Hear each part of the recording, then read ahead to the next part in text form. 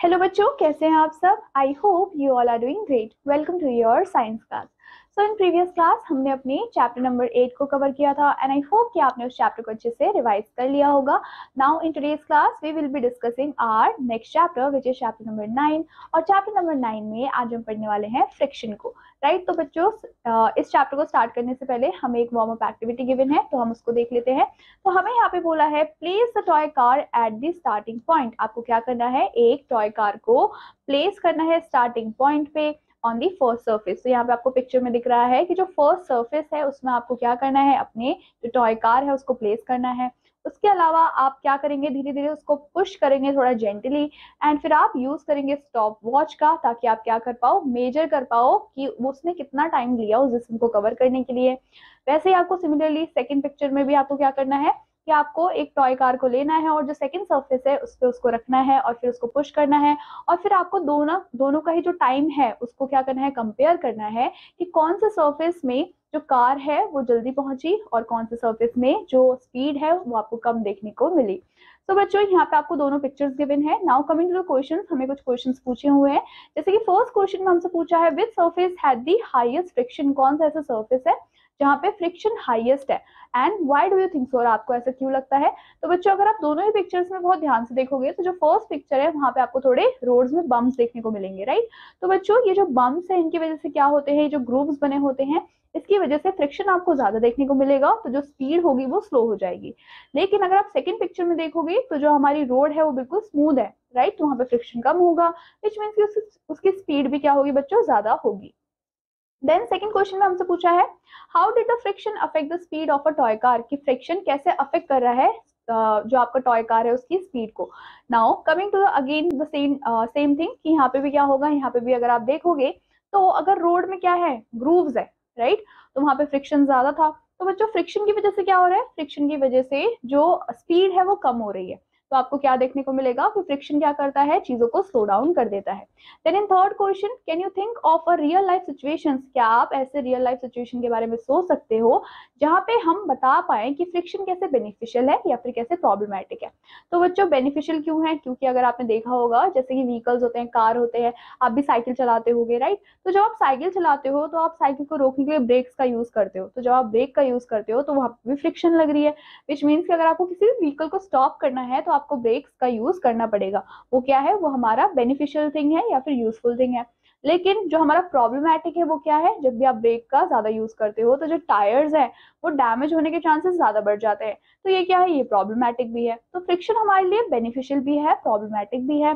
Now coming to the chapter, तो सबसे पहले हम देख लेते हैं फ्रिक्शन होता क्या है बच्चों। फ्रिक्शन हमारा एक स्पेशल टाइप का फोर्स होता है जो कि कब लगता है, जब दो ऑब्जेक्ट आपस में कांटेक्ट में आते हैं। और बच्चों उनकी जो सर्फेसेस हैं वो शायद आपको ऊपर से नेकेड आई से बहुत स्मूथ लगे, लेकिन अगर हम उनको अंडर द माइक्रोस्कोप देखते हैं तो जो सर्फेसेस है उसमें आपको ढेर सारे बम्प्स और ढेर सारे ग्रूव्स देखने को मिलते हैं। अब जैसे ही बच्चों ये जो ऑब्जेक्ट है वो आपस में कांटेक्ट में आते हैं तो ये जो ग्रूव्स होते हैं या फिर बम्प्स होते हैं वो आपस में इंटरलॉक हो जाते हैं, जिसकी वजह से जो ऑब्जेक्ट है वो आगे मूव नहीं कर पाता। अब बच्चों ये जो इंटरलॉकिंग है उसकी वजह से क्या क्रिएट हुआ, फ्रिक्शन क्रिएट हुआ। फॉर एग्जांपल ये एक सरफेस है, ये आपका दूसरा सरफेस है, तो इस सरफेस में क्या है, ये ग्रूव्स है। राइट, तो जब इसमें इंटरलॉकिंग होगी तो ये ज्यादा मजबूत हो जाएगा और क्या हो जाएगा, जो भी ऑब्जेक्ट होगा वो आगे मूव नहीं कर पाएगा। तो आपको क्या करना पड़ेगा, आपको फोर्स को अप्लाई करना पड़ेगा ताकि आप इस इंटरलॉकिंग को क्या कर पाओ, ओवरकम कर पाओ। एंड बच्चों ये जो फोर्स है वो किसके अगेंस्ट वर्क करता है, फ्रिक्शन के अगेंस्ट, विच मीन्स की फोर्स किसके अगेंस्ट वर्क कर रहा है, फ्रिक्शन के अगेंस्ट। एंड ये हमें हेल्प करता है ताकि हम मेजर कर पाए कि मैग्नीट्यूड ऑफ फ्रिक्शन कितना था, किससे मेजर कर पा रहे हो आप, फोर्स से। Then coming to our next topic which is types of friction. अब बच्चों हमारे पास mainly three type of friction हमें देखने को मिलते हैं। First one is your static friction, second one is a sliding friction and the third one is a rolling friction. तो सबसे पहले हम देखेंगे कि स्टैटिक फ्रिक्शन क्या होता है। बच्चों ये इस टाइप का फ्रिक्शन होता है जो कि किसी भी ऑब्जेक्ट को रेस्ट पे रखता है एंड उसको प्रिवेंट करता है मूव करने से। राइट, उसको बिल्कुल एक ही जगह पे रेस्ट पे रखा और जो उसकी मूवमेंट है उसको भी प्रिवेंट कर दिया। For example when you try to push a heavy box और अ कपबोर्ड, जब आप क्या करते हो, एक हैवी बॉक्स को पुश करने की कोशिश करते हो तो वो इमीडिएटली मूव नहीं होता। वो क्यों इमीडिएटली मूव नहीं होता? क्योंकि वहां पे स्टैटिक फ्रिक्शन प्रेजेंट होती है। The force must be overcome to start the moving object. आपको क्या करना पड़ेगा? आपको फोर्स को ओवरकम करना पड़ेगा ताकि आप उस ऑब्जेक्ट को मूव कर पाओ, right. Static friction can be measured using a spring balance. आप क्या कर सकते हो? आप उसको मेजर किससे कर सकते हो? स्प्रिंग बैलेंस से मेजर करते हो, जो कि एक टूल होता है जो कि मेजर करता है फोर्स को। किसको मेजर करता है बच्चों? फोर्स को with a spring attach to a hook. तो यहाँ पे आपको पिक्चर में भी दिख रहा होगा कि एक स्ट्रिंग अटैच है और वहां पे क्या है? एक हुक है, एक पॉइंटर है on a scale. To measure the static friction आपको क्या करना पड़ेगा? आपको अटैच करना पड़ेगा हुक को उस ऑब्जेक्ट से, एंड आपको पुल करना पड़ेगा जब तक कि वो मूव करना स्टार्ट ना कर दे, right. The scale reading shows the static friction force. अब बच्चों जो स्केल की रीडिंग है वो क्या शो करेगी? वो शो करेगी कि आपको कितना स्टैटिक फ्रिक्शन फोर्स देखने को मिल रहा है। फॉर एग्जाम्पल, अगर आप प्लेस करते हो बहुत ही हैवी बुक को on the table and attach जब आप उसको करते हो किससे बच्चों? आपके स्प्रिंग बैलेंस से, और धीरे धीरे पुल करते हो उसको slowly until the book begins to side, तो यहाँ पे जो फोर्स रीडिंग है वो क्या है? वो आपका स्टैटिक फ्रिक्शन होता है। किसके बीच में? Between the book and the table, right. अब बच्चों ये जो एक्टिविटी है, यहाँ पे आपको एक एक्टिविटी दी हुई है, ये हेल्प करेगी आपको कि आपको कैसे मेजर करना होता है स्टैटिक फ्रिक्शन को, राइट। तो इस एक्टिविटी को आप अपने टीचर के साथ परफॉर्म कर सकते हैं। Now coming to our second type of friction which is sliding friction. So sliding friction क्या होता है बच्चों? When a moving objects come to a stop. जैसे ही मूविंग ऑब्जेक्ट स्टॉप हो जाती है तो बच्चों जो यहाँ पे फ्रिक्शन लगता है सरफेस पे, उसी को हम बोलते हैं sliding friction.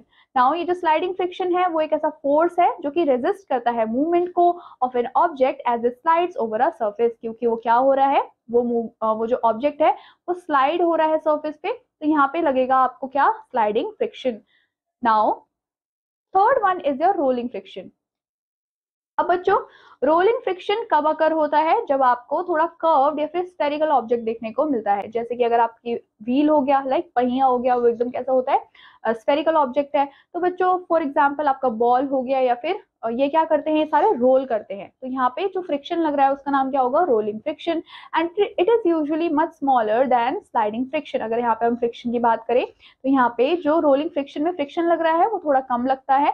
If you use a small rectangular block instead of the battery, अगर आप क्या करें? आप यूज करें स्मॉल रेक्टेंगुलर ब्लॉक को बैटरी की जगह, तो आप ऑब्जर्व करोगे कि जो रेक्टेंगुलर ब्लॉक है वो लेस मूव करता है as compare to battery, right. Then friction happens when two surfaces rub against each other. अब हमने स्टार्टिंग में क्या बोल दिया कि जो फ्रिक्शन होता है वो कब होता है? जब दो सर्फेसेस आपस में रब करती है, कांटेक्ट में आती है। और जो अमाउंट है फ्रिक्शन का वो किस पे डिपेंड करता है? वो डिपेंड करता है कि कितना ज्यादा कांटेक्ट है सरफेस के साथ। Now coming to the rectangular block, आप देखोगे कि रेक्टेंगुलर ब्लॉक का क्या है? Larger surface area, right. Surface area ज्यादा है तो वो ज्यादा कांटेक्ट में है ग्राउंड के साथ। लेकिन अगर हम बात करें व्हील की, तो व्हील का जो सरफेस एरिया है वो छोटा है, राइट, छोटा है, और वो बहुत ही कम सरफेस के कांटेक्ट में आता है, विच मीन्स यहाँ पे आपको रेक्टेंगुलर ब्लॉक में ज्यादा फ्रिक्शन देखने को मिलेगा। Now a battery has a curve surface. Battery के पास कर्व सरफेस होती है, तो ये टच करता है बहुत ही लेस ग्राउंड को एट एनी टाइम, जिसकी वजह से यहाँ पे आपको जो फ्रिक्शन है वो भी कम देखने को मिलता है। अब फ्रिक्शन कम है तो बच्चों बैटरी बहुत तेज से क्या करेगी? रोल करेगी। And we use wheels in machines to reduce friction. तो हम क्या करते हैं? हम व्हील का यूज करते हैं ताकि हम रिड्यूस कर पाए फ्रिक्शन को। अब ये जो इन्वेंशन है व्हील का वो बहुत ही ज्यादा इंपॉर्टेंट क्यों है? क्योंकि ये हेल्प करता है ऑब्जेक्ट को ताकि वो बहुत ही इजीली मूव कर पाए। और बच्चों ये जो व्हील्स होते हैं ये रिड्यूस कर देते हैं फ्रिक्शन को, क्योंकि बहुत ही स्मॉल पार्ट होता है व्हील का जो कि सरफेस के कांटेक्ट में आता है, राइट। इसी वजह से आपको वहां पे फ्रिक्शन भी कम देखने को मिलती है। तो यहाँ पे हमने देखा कि कैसे जो रेक्टेंगुलर ब्लॉक है वहां पे फ्रिक्शन ज्यादा होगी, और जो हमारा व्हील है, मतलब जो भी हमारे स्फेरिकल ऑब्जेक्ट्स हैं, वहां पे फ्रिक्शन आपको कम देखने को मिलती है। Now coming to the knowledge digest, आपको क्या बोला है कि बच्चों ट्राई बायोलॉजी क्या है? ये हमारी ब्रांच होती है साइंस की, जिसमें हम स्टडी करते हैं फ्रिक्शन को, ल्यूब्रिकेशन को एंड वियर को। It is used in designing car engine. और बच्चों हम इनको कहाँ यूज करते हैं? जब हमें कार इंजन को डिजाइन करना होता है, ब्रेक्स को डिजाइन करना होता है, और कुछ एवरीडे आइटम्स हो गए जैसे कि आपके डोर हिंजेस हो गए, बॉल बियरिंग्स हो गए, तब हम किसका यूज करते हैं? ट्राई बायोलॉजी का यूज करते हैं। Now coming to our next topic which is factors affecting friction, कि ऐसे कौन कौन से फैक्टर्स है जो कि हमारे फ्रिक्शन को अफेक्ट करते हैं। नाउ फ्रिक्शन क्या है? फ्रिक्शन एक ऐसा फोर्स है जो कि अपोज करता है मोशन ऑफ ऑब्जेक्ट को। नाउ ये किस पे डिपेंड करता है? ये डिपेंड करता है properties of surface in contact, which means कि ऐसे कौन कौन से प्रॉपर्टीज है जो कि क्या है, सरफेस के कांटेक्ट में है। हियर आर सम की फैक्टर्स दैट अफेक्ट फ्रिक्शन। अब यहाँ पे आपको कुछ की फैक्टर्स दिए हुए हैं पॉइंट्स में कि ऐसे कौन कौन से फैक्टर्स हैं जो कि क्या करते हैं, अफेक्ट करते हैं आपके फ्रिक्शन को। तो बच्चों सबसे पहला आपका टाइप ऑफ सरफेस की, मतलब किस टाइप का सरफेस है। जैसे हमने चैप्टर के स्टार्टिंग में एक वार्म अप एक्टिविटी की थी जिसमें हमने देखा था एक स्मूथ सरफेस था, एक आपका थोड़ा बम्पी सरफेस था, राइट। तो बच्चों यहाँ पे भी सेम चीज है। अगर हम स्मूथ सर्फेसिस की बात करें तो बच्चों अगर सरफेस बहुत ज्यादा स्मूथ होंगे तो वहां पे आपको जो फ्रिक्शन है वो भी कम देखने को मिलेगा, राइट। फॉर एग्जाम्पल जो मार्बल्स होते हैं, मार्बल बहुत तेजी से रोल करते हैं अगर हम उसको ग्लास सरफेस पे रखते हैं, राइट, क्योंकि ग्लास सरफेस एकदम स्मूथ होती है। और अगर हम उनको किस में रखें बच्चों, वुडन सरफेस में रखें या फिर कॉन्क्रीट सरफेस में रखें तो वो बहुत स्लोली मूव करती है। तो आपने क्या देखा कि जितना ज्यादा स्मूथ सरफेस होगा उतना ही कम आपको फ्रिक्शन देखने को मिलेगा। पहला पॉइंट तो ये हो गया। दूसरा हमें बोला है रफ सर्फेसिस। अब बच्चों रफ सर्फेस में क्या होता है? रफ सर्फेसिस में आपको ज्यादा फ्रिक्शन देखने को मिलता है। क्यों? क्योंकि वहां पे ग्रूव्स प्रेजेंट होते हैं, वहां पे बम्प्स प्रेजेंट होते हैं जो कि आपस में क्या करते हैं, इंटरलॉक कर लेते हैं और जो मूवमेंट है ऑब्जेक्ट की उसको रोक देते हैं, रिस्ट्रिक्ट कर देते हैं। तो यहाँ पे आ गया है, ये खत्म हो गया हमारा टाइप ऑफ सर्फेसिस।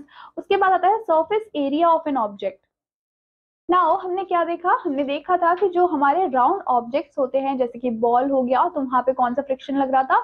वहां पे रोलिंग फ्रिक्शन लग रहा था जो कि काफी लेस फ्रिक्शन होता है as compare to flat surfaces. Now जितने भी ऑब्जेक्ट होते हैं जिनके फ्लैट सर्फेस होते हैं वो एक्सपीरियंस करते हैं ज्यादा फ्रिक्शन को। क्योंकि ऐसा क्यों है? They have more area in contact, क्योंकि वो ज्यादा जो एरिया है वो कॉन्टैक्ट में आ रहा है सर्फेस के साथ।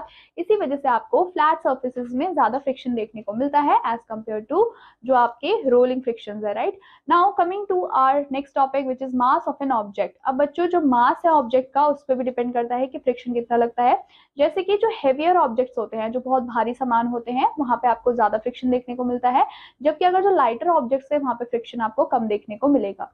ऐसा क्यों है बच्चों? क्योंकि जो वेट होता है हैवी ऑब्जेक्ट का वो प्रेस कर देता है बहुत ही फर्मली अगेंस्ट द सरफेस। मतलब कि क्या हो रहा है, जितना भी वेट है वो प्रेस हो रहा है किसके अगेंस्ट? सरफेस के अगेंस्ट। एंड जिसकी वजह से आपको और ज्यादा फ्रिक्शन देखने को मिलेगा क्योंकि सरफेस और जो ऑब्जेक्ट है वो काफी ज्यादा कॉन्टैक्ट में आ गए हैं। तो जो मूवमेंट होगी वो भी थोड़ी हार्ड हो जाएगी। जबकि जो आपके क्या है, लाइटर ऑब्जेक्ट्स होते हैं वो प्रोड्यूस करते हैं लेस फ्रिक्शन को। क्यों? क्योंकि वो प्रेस नहीं करते हैं कहाँ पे बच्चों? सरफेस में। तो that is all about mass of an object. फिर आता है आपका next point which is state of motion of an object. It is harder to start moving an object that is at rest. अब बच्चों बहुत ज्यादा हार्डर हो जाता है जब आप क्या करते हो, किसी भी ऑब्जेक्ट को मूव करते हो जब वो रेस्ट पे होता है। When you push a car और अ बस, जब आप क्या करते हो, किसी भी कार को या फिर किसी भी बस को क्या करते हो, पुश करते हो, तो उसके लिए आपको बहुत ज्यादा फोर्स लगेगी तभी वो ऑब्जेक्ट मूव होगा। It is easier to keep moving, right. लेकिन अगर कोई ऑब्जेक्ट ऑलरेडी मूविंग है, मतलब ऑलरेडी चल रहा है, और आप उसको हल्का सा फोर्स भी लगाओगे तो उसकी स्पीड बढ़ जाती है। The friction is less because the surfaces are already started sliding past each other। अब बच्चों जो हमारा फ्रिक्शन है ऑलरेडी जो मूविंग ऑब्जेक्ट्स है उनमें, वहां पे आपको फ्रिक्शन कम देखने को मिलेगा। जबकि ऐसे ऑब्जेक्ट जो कि ऑलरेडी रेस्ट पे थे और आपने क्या किया, आपने बहुत सारा फोर्स अप्लाई किया है, तो वहां पे आपको फ्रिक्शन ज्यादा देखने को मिलेगा। तो बच्चों that is all about today's class. बाकी के जो टॉपिक्स हैं हम उनको कवर करेंगे अपनी नेक्स्ट क्लास में। Till then take care and bye bye.